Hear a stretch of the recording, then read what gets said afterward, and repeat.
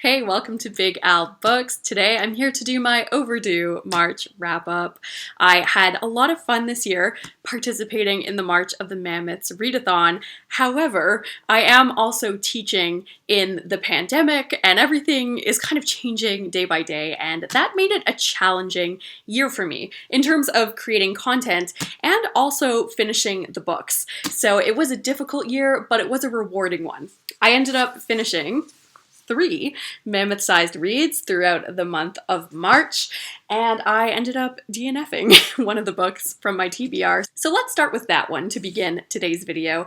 The book that I ended up DNFing was Tom Jones by Henry Fielding. Now, this was a book that I went into with great trepidation. I feel like I tried to give this novel a fair chance. It's around 870 pages long, and I made it about 200 pages into this book. I decided to put it down because I was at the 200-page mark, and I still felt like the story really, truly hadn't begun yet. So, Tom Jones, the foundling, still hadn't really grown up and left home at this point in the story, so I was kind of frustrated that the plot had not kicked in by this point, and also I really wasn't finding a lot of humor in those 200 pages that I read, even though some of the scenes that were happening were kind of funny in theory. Like, there was a scene that was happening where they got into a fight in a graveyard and people were like throwing bones at each other, and it was truly outrageous, and yet I still wasn't engaged or like enjoying the writing. So I thought, if I can't enjoy a graveyard brawl, what could I possibly enjoy in this text? I also wasn't loving the satirical elements of this book, mostly because it was making fun of like hypocritical religious figures, and they tended to be very long-winded in the text. So like, I get that the author was trying to make fun of these people, but he was also just giving them a lot of airtime, and I had to listen to a lot of their thoughts that I wasn't really interested in hearing. It was just a lot of conversations happening and not a lot of story. The one thing that I did find really interesting was the chapters at the start of each volume of the novel were kind of meta, and they were discussing the idea of like what the novel should be and what its purpose is and what Fielding wants to do to innovate the genre.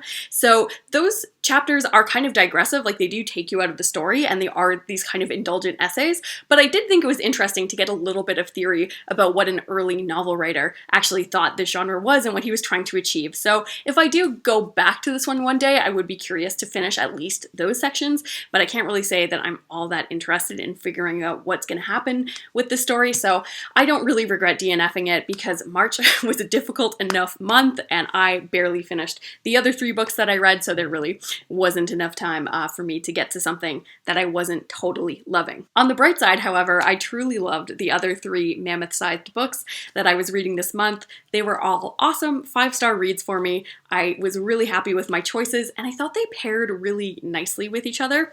So in case you can't remember from my TBR or my updates, I was reading A Suitable Boy by Vikram Seth. I was rereading Karenina by Tolstoy. And I was also reading Red Comet, The Short Life and Blazing Art of Sylvia Plath. So I had a classic, a nonfiction book, and a more contemporary novel. So that made for a really nice mix. Usually I like reading a bunch of books at the same time, so limiting myself to 3 at once was kind of hard. I do miss the variety sometimes when I participate in this readathon. But I have to say, these ones went really well together because they're all quite different in style. But like I was saying, they were kind of similar in the themes they're exploring. Like, I feel like all of these books had to do with the idea of marriage and like finding a supportive partner, making those kind of decisions about who's going to be someone that is good for you, that is going to help you live your best life, and what happens when you make choices that go against the grain of what your society expects. I feel like all 3 of these books had a lot to say about that, so I really liked making those connections and comparisons while I was reading them. In years previous with my March wrap-ups, I have tried to rank these books from my favorite to my least favorite, and I don't really think that I'm going to be able to do that this year. Because I mentioned, I loved them all, and they were quite different, so I don't really think there's much of a purpose in me trying to split hairs about which one I liked more or less. So just keep in mind that all of these books are excellent, worthy reads. Yes, they are an intense time commitment, but they are totally worth it in terms of the payoff. So I'm going to start off with the nonfiction read, and that was Red Comet. This biography is by Heather Clark and it's 937 pages. And I've never read a biography that is this long that is just about one person.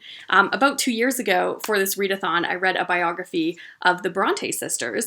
And that one was also pretty long, but I mean, it was about a whole family. Whereas this is really just focused on one figure. So I was wondering going into this what that experience was going to be like. And if one person's life is really interesting enough, especially Sylvia Plath, who had quite a short life. Like, how much material does Heather Clark have to work with? And I have to say, I was really impressed with how Heather Clark was able to make every page of this biography feel necessary and vital and interesting and engaging. I really didn't feel like there was any section of this that was dragging. It just seemed like it had a lot of narrative propulsion in a way that you don't always find in nonfiction or biography. Like, this just seemed very urgent, and it seemed like there was a plot driving it almost, which was really exciting to find in a biography. So I went into this book as, let's say, a casual Sylvia Plath fan. I really love The Bell Jar. That's a novel that I read back in my teenage years and have revisited since. I have enjoyed some of her poetry, but I certainly haven't read all of it. And I've never read any nonfiction about Sylvia's life before. I know that that's like quite a rich field, so I can't compare this biography to other works that have been written about Plath, but I can say that this book did make me more interested in Sylvia Plath as an intellectual and as a key artist in the 20th century. So I really liked that Heather Clark is focusing on Sylvia's professional life and just showing you all of the work and integrity that went into what she was doing, how intentional she was as a poet. She did, of course, have key influences, including her husband, the poet Ted Hughes, but I think Clark makes a solid argument that basically throughout her whole life as an artist, Plath was working towards cultivating and then unleashing this really unique, powerful, poetic voice. One that wasn't really fully understood at the time when she was alive, and also in today. There are a lot of myths and legends surrounding Sylvia. She is kind of more famous as being this stereotype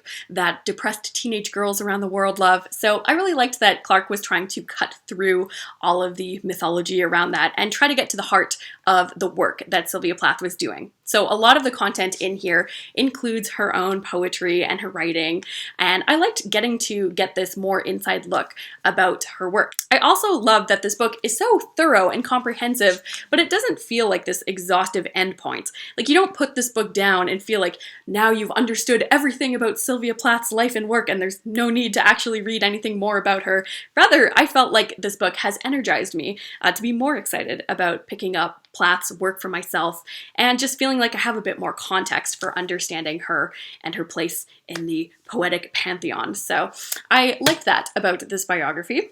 I'm actually going to sit this one down because it is truly damaging my wrists just holding it up. This is a side note, but I always feel by the end of the month of March, my wrists are just shattered. Like, sometimes finishing these Mammoth books causes like a little bit of pain. So maybe in future years, I might have to switch to some ebooks, keep those in the rotation, because it is more of a physical challenge than you would expect for a readathon. But anyway, to get back to the biography, I also appreciated how many perspectives she brings. There are so many quotes from people who knew Sylvia and a lot of quotations, like I mentioned, from her own work. It really does feel like this rich tapestry of voices creating a picture of a complex figure. And I think there is this tendency to want to kind of create this narrative about who Plath was and what her death meant. So I respect that Clark did try to include lots of theories or different people's quotations that sometimes contradicted each other, but at least presented a wide variety of possibilities instead of just trying to pigeonhole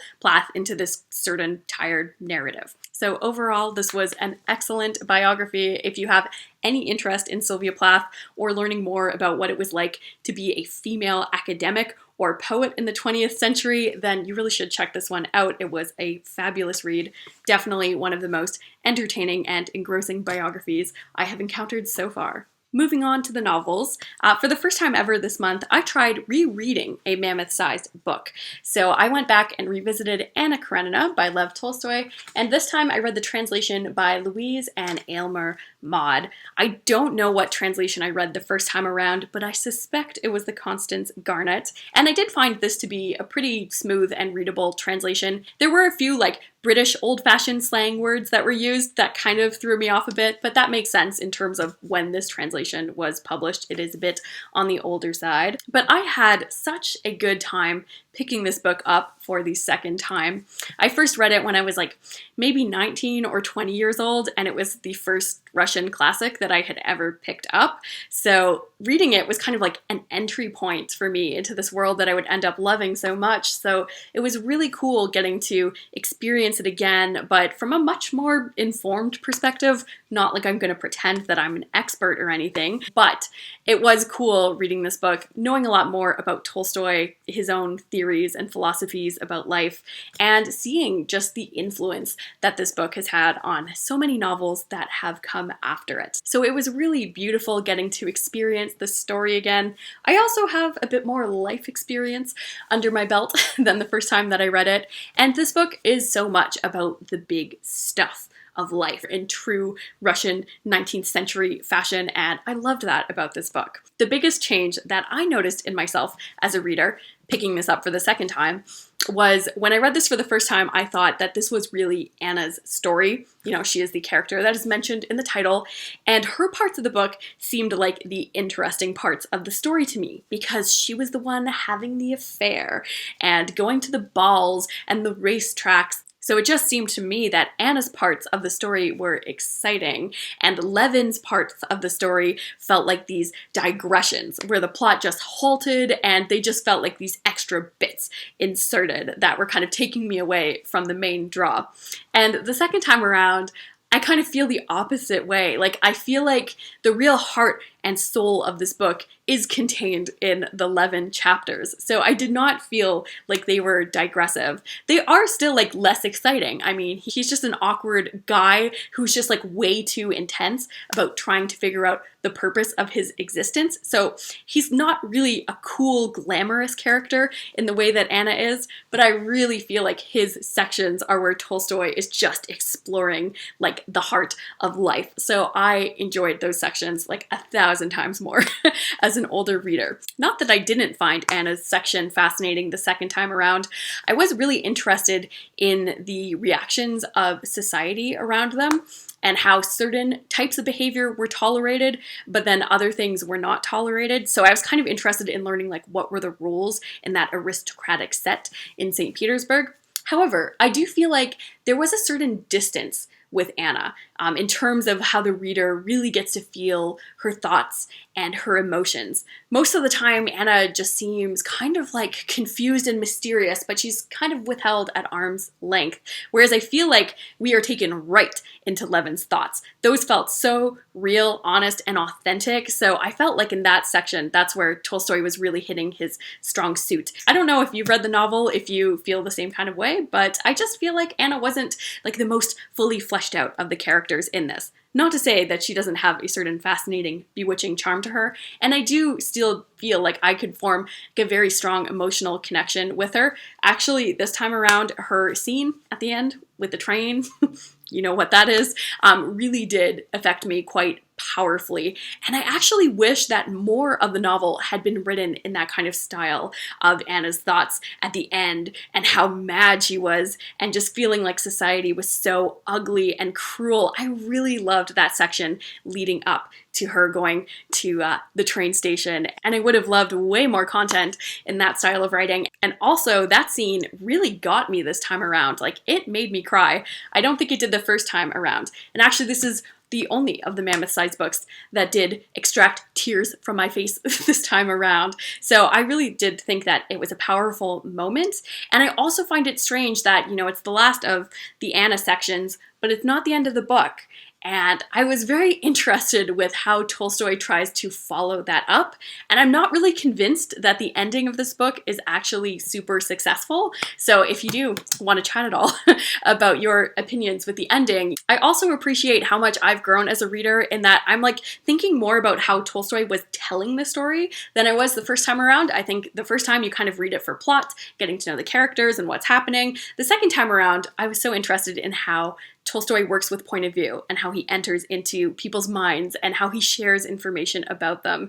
And I also like that I have more confidence in myself as a reader. I just feel like I have a lot more opinions about the book than when I did as a younger reader with not a lot of experience with classics. So it is cool to like see how I've grown as a reader, but this still is a really wonderful book, whether you're picking it up for the first time or for the 50th. Definitely one that you have to keep going back to throughout your life. It really does deserve its status as an iconic classic, since all of these concerns are still things that we are dealing with in our day-to-day life. You know, we haven't fully figured out how romantic relationships should work, or family, or how we're going to come to terms with our inevitable deaths. You know, these are all concerns that we still have, which I think is what makes this book such a memorable read. But I also do love how deeply steeped in time and place it is. There's just something glamorous about this Russian society.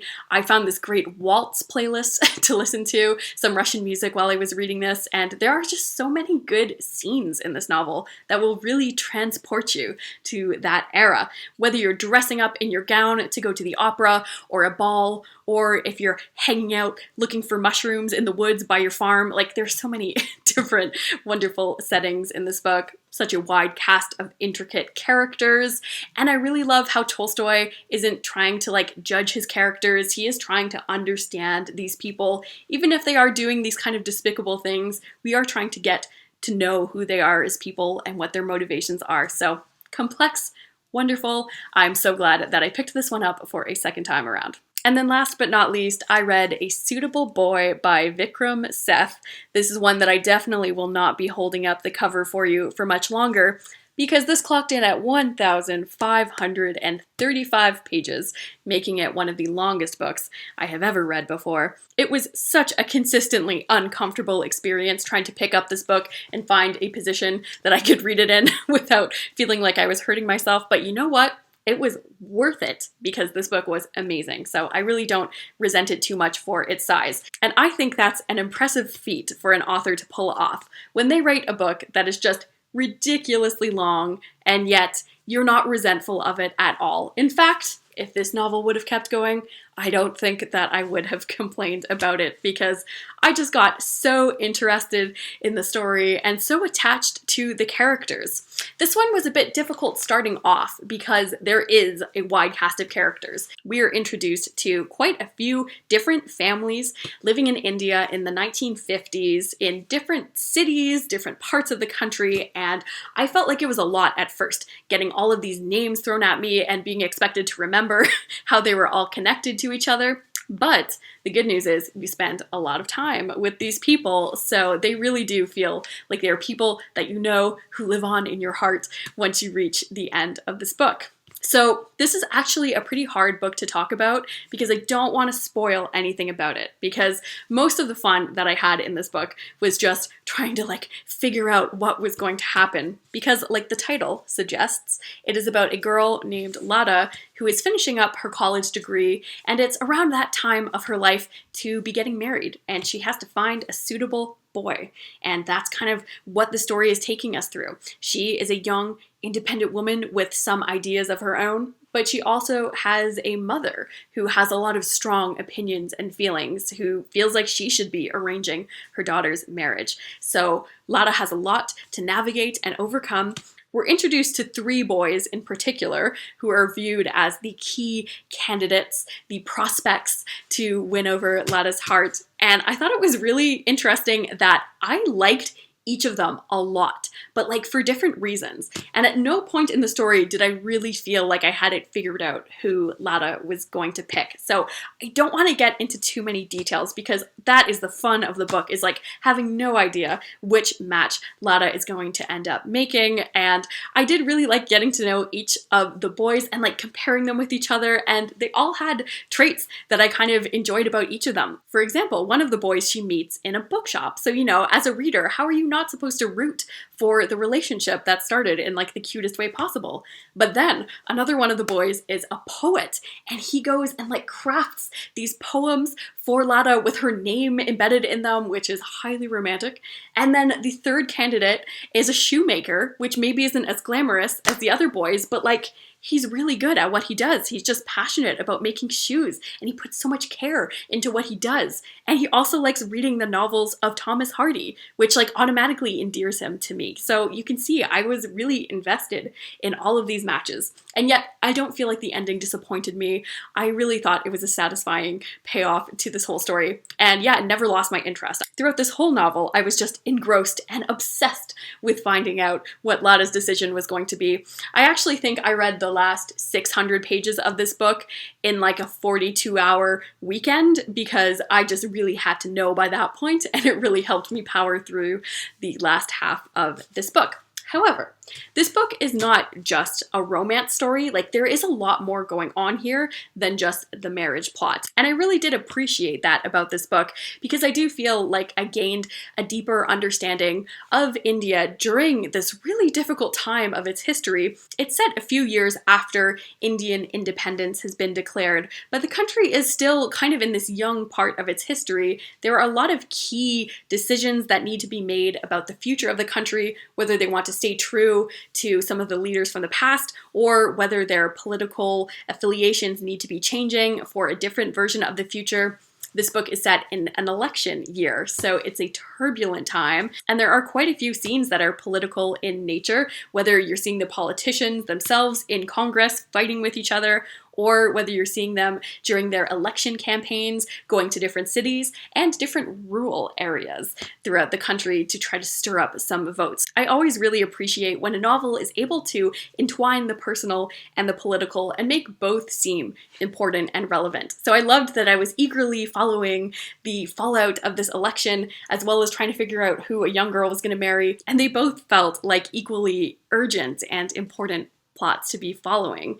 I think it was really smart that Vikram Seth chose to center this whole big story around the uncertain future of a young woman who is kind of on the precipice of her adulthood, because I feel like that goes really well with the period of Indian history that he chose. India in this story is also kind of growing up from their early years, and they are trying to go into adulthood, figuring out what they are going to be as a nation and what kind of things they want to accomplish in a nation that is particularly challenging when you're dealing with so many people who come from so many different religions and cultural backgrounds, and a lot of that variety is explored in this book. You do meet characters who are coming from all sorts of different backgrounds and walks of life, and that was another thing that I loved about this book, was just how immersive it was. It was such a rich and vibrant novel, which I really appreciate now as a reader, especially during this pandemic when I'm like stuck at home.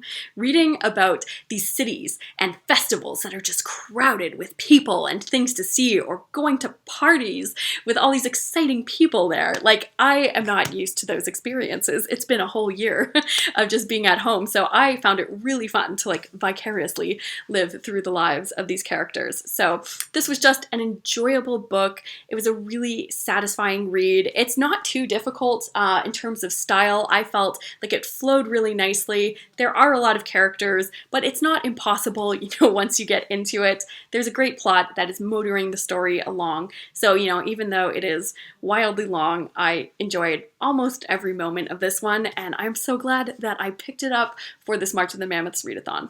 So that's it for my March of the Mammoths wrap up. If you participated in this readathon, please let me know how it went down below. Did you finish any mammoths? Did you start any? Did you DNF anything? I would love to hear all about it. Anyway, that's it for today. Thank you so much for checking out this video, and I will see you again later. Bye.